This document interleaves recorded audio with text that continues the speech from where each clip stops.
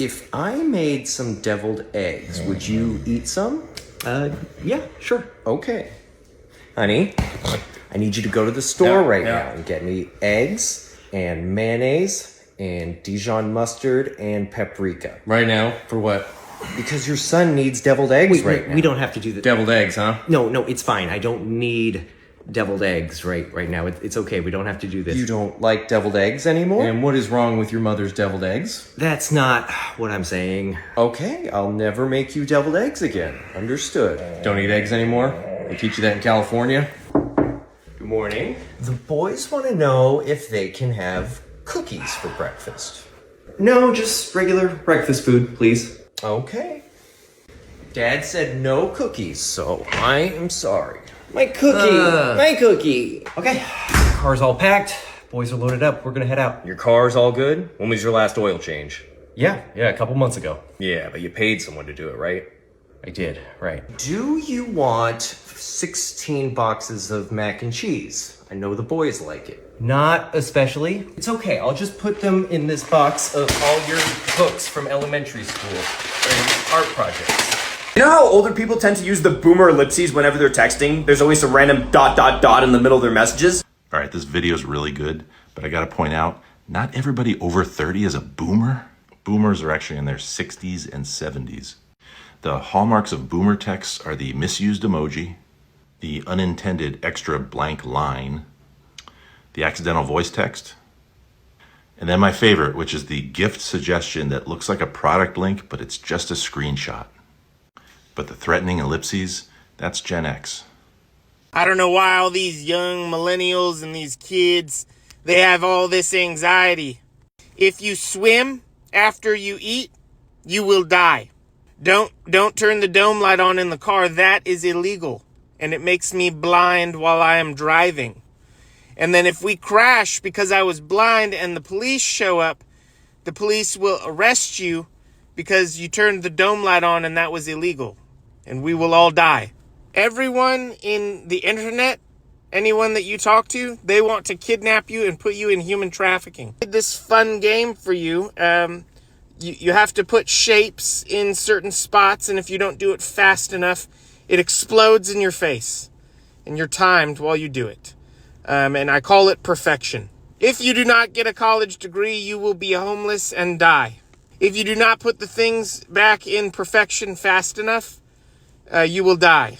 I just cannot figure out why they all have anxiety. It's weird. Don't talk to a therapist. If you talk to a therapist, you will die. All right, this one's going out to the younger kids, Gen Z, the millennials. If you don't listen to what I'm about to say, you are going to be in therapy for decades. Decades. As your boomer grandparents and your older Gen X parents are getting up there in age and they pass away, and you go to their house to go through their belongings, under no circumstances should you watch any unlabeled VHS tapes. Do not throw them away. Do not give them to Goodwill. You need to destroy them. I've never been so serious in my entire life. What if this was Grandma and Grandpa's 40th anniversary video? It's not. Oh, but maybe this is a video of me as a kid. Nope. Oh, but my grandma, she's just a sweet little old lady. She wouldn't have made videos like that. Bet the grandma that you know now is not the grandma that was alive 40 years ago. Okay, that was a whole different person. This person says, I have 2 unlabeled tapes. One is my wedding video and one is my husband's quality corn on the cob from the 90s. I've been looking for a VHS player on eBay so I don't have to bring them in somewhere to figure out which is which. All of us boomers and Gen Xers should swap unlabeled VHS tapes, kind of like a secret Santa of parent corn on the cob. I have a box of unlabeled small camcorder tapes of different formats, and the kids keep asking why I don't get them digitized. Destroy them all. Anything that's not labeled. Because honestly, even the labeled ones are kind of dicey. So younger kids, I just gave you the most valuable piece of advice. Gen Z doesn't know how to write a check. They don't know how to address an envelope. Hey Frank, IT again. I saw your ticket. What do you need help with this time? I can't turn the computer on. Okay, well last time it was the monitor. Did you turn on the monitor? All right, so it's the same one I showed you last time. This one? No, to that. Okay. To the left. Oh. Right there, yes. Okay, this one. Okay. Your generation is lazy, and I'm gonna say something racist now. Oh my gosh, the holidays when you were kids were so peaceful. Look at this, you and Jimmy. I don't know why your kids fight so much, because you and Jimmy never fought. You two were best friends. You were inseparable. Really? Because I'm pretty sure we fought every day. Every minute, to be exact. I had a black eye one year because he punched me. Well, siblings play. And decorating the tree together? It was like watching a Norman Rockwell painting come to life. I remember throwing ornaments at each other like they were snowballs until one would break and then you would yell at us. That never happened, Kayla. Gosh, I don't remember anything getting broken ever. We were like a little Hallmark movie. I'm pretty sure Jimmy shattered something every year, including our television. I'm not remembering it that way.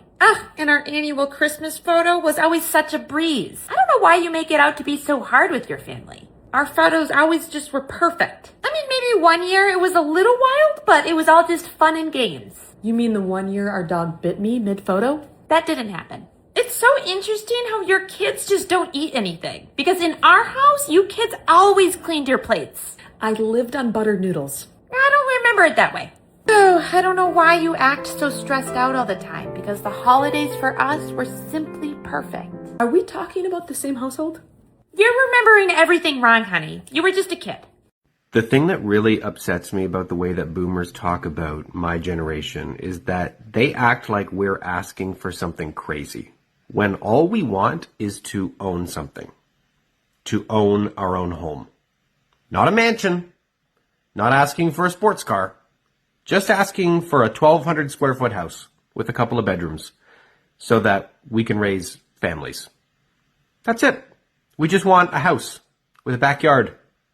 Oh, the boomers are finding out finally. The boomers and silent generation sold out millennials and Gen Z, and now they're finding out that wasn't a good thing. With most of their net worth being tied up in home equity and them owning 70% of the home equity in the United States.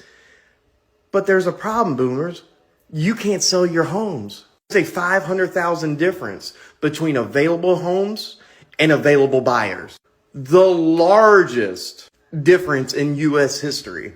And see, boomers, you thought you were just selling Gen Z and millennials up the river. You know, calling us lazy, saying we just needed 5, 6, 7 jobs to get by. All while you got to enjoy a lifestyle in America that nobody else will because you voted it away for us. And it's nice to see at least you guys are finally paying a price too. You got to live a comfy life. But retirement and nursing home ain't gonna be so much fun, is it? Oh, especially since Medicare and Medicaid are going by the wayside. You know, you did have some government subsidies to rely on, but you voted against them too. The thing about the boomers is they've been alive for a very long time. Many of them have attained absolutely no wisdom. That's not easy, by the way. It's not easy. It's actually impressive. And what they've done is everything's material. So this big house that they lord around. I mean, some of my friends' parents, I'm writing a book about them. They're hilarious. They know nothing. I mean, nothing. But they lord around these big suburban castles, and their whole sense of self-worth comes from this. It comes from materialism. So the idea that they would leave this big house, which is every argument that a boomer ever tries to win, they just point at their house. I mean, they don't know anything. They have zero idea. They've read no books about anything. Nobody will sell their house. Nobody will step down at their job. It's just a generation of people that don't want to stop. They know they'll be punished in the next life. They seem to be very ambivalent about that. They seem to face death in kind of a very their main fears are discomfort. I love when boomer grandparents are like, why don't you come visit us more often? You know, we're here. We're waiting for you. We got the space. Yo, you're retired. What are you doing? Come to us. No. And they're like, oh, but the traffic. Like, the traffic? I would kill to be in traffic without a screaming baby. My baby screams if we're not going more than 45 to 50 miles an hour for like 20 minutes. They're texting me like show recommendations. Hey, have you seen this? Have you seen that? Like, yo, I have no idea what month it is. Or if they live in another state, like, oh, why don't you just fly down? Like, no, we already did that trip. You come here. You come here. You get the ice in the cup on the seat and look at your phone for a few hours. That's what you do. Plane delays? I would love a plane delay with no kids. That's like a mini break. Boomer grandparents, come to us, okay? When y'all are saying that y'all used to drink from the hose, Were sinks not an option? Who's gonna tell him? You want me to tell him? I'll tell him. We weren't allowed in the house. I don't know why that's so hard for people to understand. Our childhood was like one never-ending episode of that TV show Survivor, okay? We are indestructible. We've never sat in car seats. Nobody's ever given us swimming lessons. We've all been either shot with a BB gun or stabbed with a jart. The television stations had to make a commercial reminding our parents that they had kids. You not. Every night on the 10 p.m. news, a voice would come on and say, "It's 10 p.m. Do you know where your children are?" To remind our parents that they had kids. So, no, sir, shirtless with the beanie, sinks were not an option. You know what I just realized as a Gen X parent? The boomers never told us when they were causing trauma. Never. They just did it silently, confidently, like it was part of a breakfast routine. You'd be sitting there eating cereal, and out of nowhere your mom would scream, "If you don't stop, I'm turning this car around." But Mom, we're not in the car. Trauma. No warning. No timestamp. Just surprise emotional damage. So you know what Gen X did? We flipped the script. We cause trauma on purpose. And we announce it while it's happening. My kids complain about the Wi-Fi being slow. I go, "All right, sweetheart, I'm about to traumatize you real quick. We're turning off the router for the rest of the night." Boom. Clear. Communicated. Healthy parenting. They ask for Starbucks money. Oh, excellent. This is a great moment for character-building trauma. No. And slamming on the brakes while shouting their full name? Classic move. But now I add, just so you know, this is a moment that will come up in therapy when you're 30. Gen X is the first generation to provide courtesy trauma alerts with the emergency broadcast system of parenting. Boomers hid the trauma. Gen X scheduled it. And honestly, I think that's growth. Morning, fellow Gen Xers. You know what stage of life I'm in now? I'm raising my boomer parents. Yep. Full role reversal. I'm the adult now, and they're the ones texting in all caps like they're yelling into the void. Don't get me wrong, I love my parents. They taught me how to drive stick, fix a leaky faucet, and survive on tuna casserole and passive aggression. But now I get phone calls like, "My Facebook disappeared. The remote's broken. I clicked something and now the TV speaks in Spanish." And don't get me started on medical appointments. I have a color-coded calendar that looks like a NASA launch schedule just to keep track of Dad's cholesterol and Mom's obsession with a podiatrist. Oh, and when they say I don't need help, that's boomer, for I've already made the situation 10 times worse, and now it's your problem. But here's the kicker. They raised us to be independent, tough, resourceful, emotionally unavailable, but capable. And now they need us to show them how to use a dang iPad without triggering Siri and ordering 14 tubs of peanut brittle. But that's what we do. We step up. We laugh through the chaos. We explain for the 12th time that Google is not a person, and Mom, yes, the TV remote does need batteries, because they were there for us, even if it was from the other room yelling, "Figure it out." So now we figure it out. For them. And we do it with love. And a lot of sarcasm. And maybe a shot of whiskey. Now that some of us Gen Xers are helping to care for our elderly parents, it got me thinking, could you imagine what life would be like if we cared for our elderly parents now the way they cared for us then? It'd be something like, "Listen, I know old people shake, but if you don't hold the flashlight steady for a second, there's gonna be problems." Or, "It's not my job to help you with your Medicare. It's not my homework. It's your homework. It's up to you to figure it out. Just sit there. It'll come to you. You'll make it work. You'll figure it out, or you won't. Your problem, not mine. I did my job today. Now you do yours." And of course, there's these. "I'm having chest pain." Walk it off. "I've fallen, and I can't get up." Rub some dirt on it. And then finally, could you even imagine? Stop crying before I give you something to cry about. Just jokes. Promise, just jokes. Love you, Mom. Would never. To be honest, my grandmother wasn't particularly warm to me. From my understanding, she wasn't a very warm person to anyone. She had a daughter, my Aunt Karen, and she used to tell the story that when Karen was a teenager, Karen threw a tantrum and stormed away, saying, "I never want you to hug me again." And when my grandmother told the story, she added proudly, "And I never did." Karen never had any children of her own. When she died this summer, my sisters and I were bequeathed her jewelry. Among them was a heart-shaped locket, the kind that folded out in extra time, enough for 4 photos. Inside Karen's locket were her brothers and her father, my grandpa. There was one blank heart where presumably my grandmother, her mother, should be. I wonder when that photo was removed. Karen passed down not only her jewelry, but her mother's. And amongst my grandmother's jewelry was a heart-shaped locket, the kind that folded out a second time, enough for 4 photos. And inside my grandmother's locket was a photo of herself, her cousin, and her father. There was one blank heart where, presumably, her mother should be.